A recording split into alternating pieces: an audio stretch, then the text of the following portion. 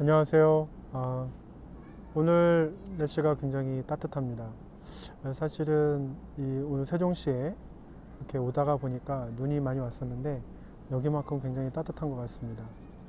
오늘은 그 세종시에서 세종제자교회 교회 시작을 드리는 예배를 드렸습니다. 세종시는 사실 하나님께서 이 땅에 주시는 축복 가운데 또 하나의 좋은 장소라고 생각을 합니다. 왜냐하면 다음 세대들이 쑥쑥 자라나는 환경이기도 하고요. 또 많은 젊은 부부들과 함께 또 나라의 발전을 볼 수 있는 또 다른 행정수도의 어떤 시작을 볼 수 있기 때문에 그렇다고 생각을 합니다. 오늘 이제 세종제자교회 시작을 준비하면서 처음으로 성만찬을 드리고 함께 말씀을 나누었습니다. 그 말씀은 로마서 1장 14절에서 15절 말씀이었습니다. 로마서 1장 14절에서 15절 말씀은 바울이 헬라인에게나 야만인에게나 가진 자나 가지지 못한 자나 지혜로운 자나 지혜롭지 못한 자에게 복음을 전할 준비가 되었다고 이제 뉴 킹제임스 버전에서 그렇게 이야기를 하고 있습니다. 우리가 많은 교회가 있습니다. 많은 교회가 있고 또 이 땅에 많은 목회자들도 있고 또 많은 성도들도 있습니다. 그러나 여전히 많이 믿지 않는 분들도 많이 계시고 특별히 그 젊은 세대일수록 예수 그리스도에 대해서 많이 알려고 하지 않습니다. 우리가 잘 알고 있는 그 니체는 이렇게 말을 했습니다. 신은 죽었다. 이 말은 많이 알고 계시죠. 그런데 실제로 그 게이 사이언스라는 책을 보면 니체가 We have murdered God 이렇게 얘기를 합니다. 그 얘기는 우리가 신을 살해했다라는 말을 하는 겁니다. 니체는 참 똑똑한 사람입니다. 아버지가 루터교 목사였고 25살에 스위스 바젤 대학에서 종교철학 교수로 있을 만큼 하지만 그가 50대에 요절하는 일, 안타깝게도 그러한 일을 겪고 말았죠. 그가 만약에 예수 그리스도를 만났다면 그의 스승인 쇼펜하우어가 신약을 인정하지 말라고 말하지 않았다면, 그래서 니체가 예수 그리스도를 만났다면 정말 니체는 이 후대에 좋은 영향력을 끼쳤을 그러한 인재였을 겁니다. 하지만 불행하게도 신은 죽었다라는 말, 오히려 구체적으로 우리가 신을 살해했다라는 말을 후대에 남김으로 인해서 많은 젊은 세대들이 하나님이 존재했을지를 모른다. 예를 들어서 이렇게 따뜻한 겨울에 햇볕을 받으면서 우리가 있는데요. 만약에 지구가 조금만이라도 가까이 태양에 더 가깝게 공전을 한다면 굉장히 더울 것이고, 조금만 더 뒤로 멀게 간다면 굉장히 추울 것입니다. 신을 부정할 수 있는 그러한 근거들은 많지 않습니다. 오히려 하나님이 살아계시고 창조자이시다라는 사실. 그래서 창세기 1장 1절에 태초에 하나님이 천지를 창조하시니라 라는 이러한 세계관을 받아들이는 것은 그렇게 어렵지 않습니다. 그럼에도 불구하고 왜 예수님을 믿지 않고 왜 예수님의 그 다시 오심 또 하나님의 심판과 하나님의 구원에 대해서 믿지 않을까요? 그 이유는 굉장히 단순하다고 생각합니다. 니체처럼 자기에게 주어진 시간과 자유를 마음껏 누리고 싶기 때문이지요. 그 시간과 자유를 자유롭게 누리고 싶다라는 뜻을 다른 말로 하면 원하는 대로 살고 그 원하는 대로 살다가 죄를 짓는다 하더라도 사실은 관여치 않겠다라는 의지가 담겨져 있습니다. 만약에 니체가 이런 말을 남겼으면 어땠을까요? 신은 살아있다. 그가 우리와 함께 하신다라는 말을 남겼다면 아무래도 후대에 또 굉장한 그 신학적인 영향력을 미쳤을 겁니다. 그것이 우리 각 교회와 믿지 않는 사람들과 믿는 사람들에게 좋은 신앙의 열매로 또 이어졌을 거라고 생각을 합니다.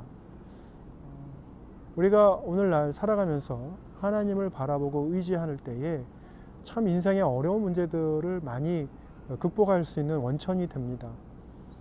우리가 지금 당장 예수 그리스도를 믿는다고 해서 나의 빚이 사라지거나 또 나의 어떤 그 문제들이 막 즉각적으로 해결되고 그러지는 않습니다. 하지만 폭풍 가운데서도 평안을 찾을 수 있고 어려움 가운데서도 내가 극복할 수 있는 힘의 원천을 말씀 가운데서 하나님 안에서 발견할 수는 있습니다.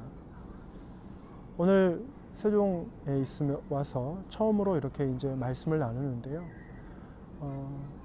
오늘 함께 지금도 예수 그리스도를 알지 못하고 또 알기 원하지 않고 또 다시 오실 예수 그리스도 또 하나님의 사랑을 모르시는 분들 또 원치 않으시는 분들 또 알았다고 해도 지금 지쳐 있는 분들은 다시금 한번 생각해 보셨으면 좋겠습니다. 하나님께서는 반드시 우리 모든 예수 그리스도를 믿는 모든 사람들을 구원하기를 원하십니다. 아니 모든 인류를 사랑하셔서 그 영혼들이 구원받기를 원하십니다. 단 예수 그리스도를 통해서 구원받기를 원하십니다. 그래서 하나님이 살아계시고 천지를 창조하시고 또 예수 그리스도께 다시 오셔서 심판하시는 그날이 분명히 있습니다. 정말 공상과학 같고 말도 안 되는 이야기고 하지만 성경에서는 그렇게 예언을 하고 있습니다. 아, 그 예언 뭐 이루어질까요? 그 헛소리 아닌가요? 놀랍게도 예수 그리스도가 2000년 전에 이 땅 가운데 오셨다라는 것, 6000년 전에 하나님께서 말씀하셨던 것을 이제 2000년 전에 하나님께서 성취하셨습니다. 그 때가 언제인지는 아무도 모릅니다. 하지만 어느 날 우리가 일상을 생활하고 오늘도 한번 커피를 마시고 또 생활을 시작하고 이런 모든 일 가운데에서 평범하게 흘러가겠지만 그 어느 순간인가는 하나님이 정하신 때에 예수님이 다시 오신다라는 것, 그것은 정해져 있고 그것을 예수님께서 승천하시는 것을 본 제자들은 그래서 자신의 평생을 헌신할 수밖에 없었습니다. 일상생활에서 이러한 부분들 생각하시기 어렵죠.